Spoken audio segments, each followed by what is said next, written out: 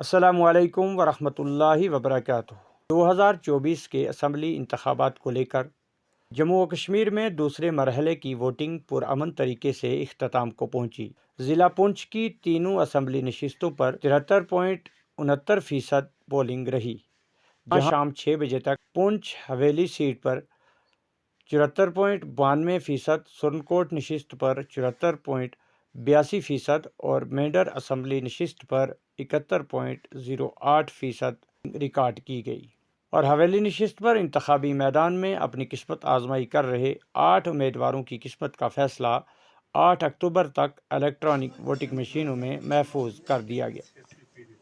اس بار لوگوں نے جموں کشمیر میں ترقی اور خوشحالی کے ساتھ ساتھ ریاست کے درجہ کی بحالی، خصوصی دفعات کی بحالی اور جموں کشمیر سے نفرت کو ختم کرنے کی خاطر اپنا ووٹ دیا ہے۔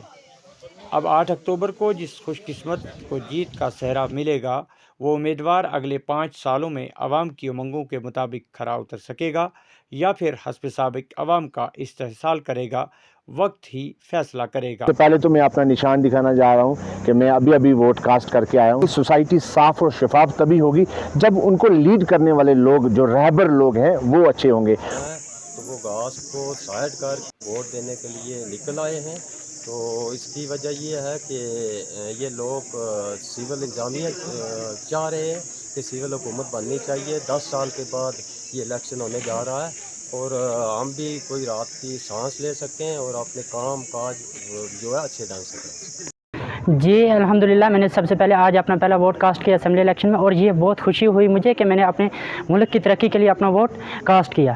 اور میں نوجوانوں کے نام یہی پیغام پہنچاؤں گا کہ جو یہ سمجھتے ہیں کہ ہم اپنا ووٹ نہیں دیتے اور اس سے ہمارا ہی نقصان ہے، وہ ان کا خود کا نقصان ہے، بلکہ میں ان نوجوانوں کو یہ بتانا چاہتا ہوں کہ جو ووٹ کاسٹ نہیں کرتے ہیں وہ نہ صرف اپنا نقصان کرتے ہیں بلکہ ساتھ ساتھ ملک کی ترقی میں بھی رکاوٹ بنتے ہیں۔ بسم اللہ الرحمن الرحیم۔